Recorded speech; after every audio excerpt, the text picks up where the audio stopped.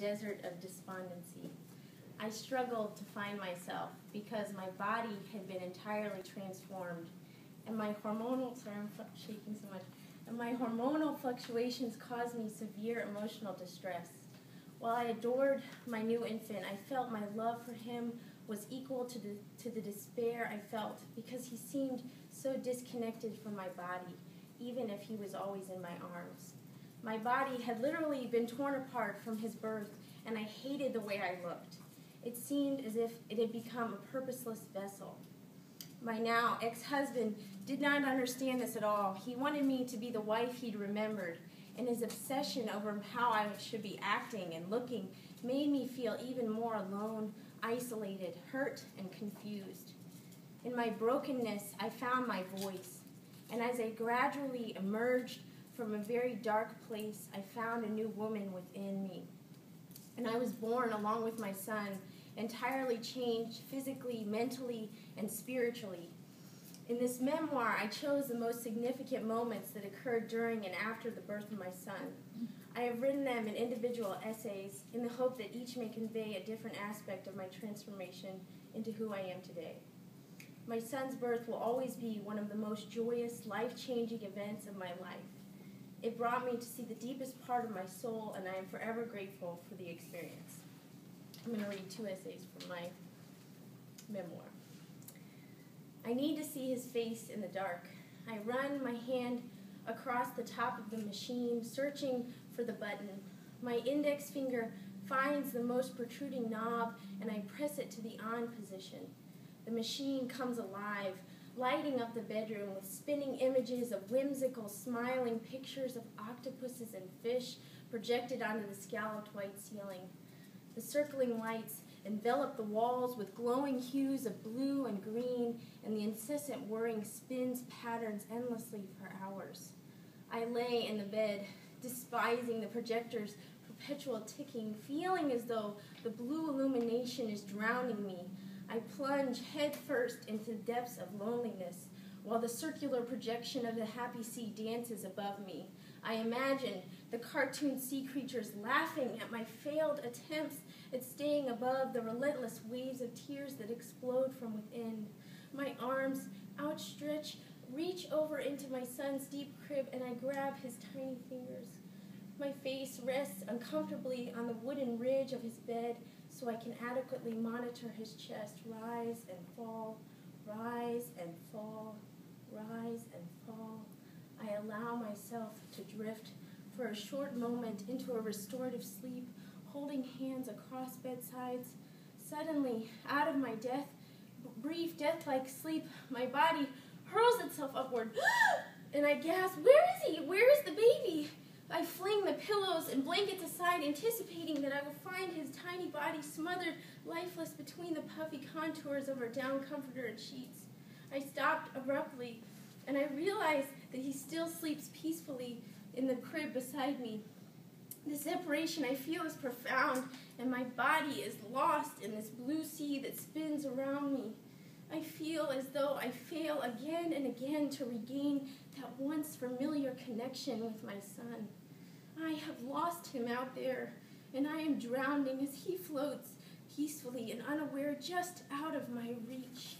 As I descend deeper and deeper into this unmistakable madness that gradually consumes my mind, I fight to find myself again. I can hear my husband snoring in the other room, aimless, joyful, blissfully unaware. How I despise and envy his removal, his absence from this hell I am whirling deeper and deeper into. I lie in this uncomfortable position, imagining how it would feel to push my baby back into the cavernous hole of a body that I have become, his small frame filling my empty womb one last time, and my deflated belly would outstretch and tighten as it grew from his reemergence within me. I smile as I scan my hands around my belly, the familiar warm fullness stirring and fluttering within the deepest part of my gut. I dream of that safe place where our bodies are one beautiful mass of blood and organs rising and moving together with fluidity and serenity. My tired mind allows this thought to carry me finally to another short stretch of sleep until the sunrise finally fades my heartache. The darkness is over, and I congratulate myself on surviving another night. My soul, the fish tank. We haven't spoken in days. I decide it's time I try to piece my emotional self back together. I want to make him happy. He's so displeased with my uncontrollable emotions. With great effort, I put a smile on my face and try to be my old self for a change, to be what he thinks is a good wife, what I thought was a good wife. Won't he be happy that I'm trying? Won't he be pleased? If he only knew how much effort this is taking, if he could only understand how bad I'm feeling. I imagine him coming home to a pristine house, dinner made, smiling wife, bouncing baby on my hip. How profound and wonderful an image that is. It's time to get to work.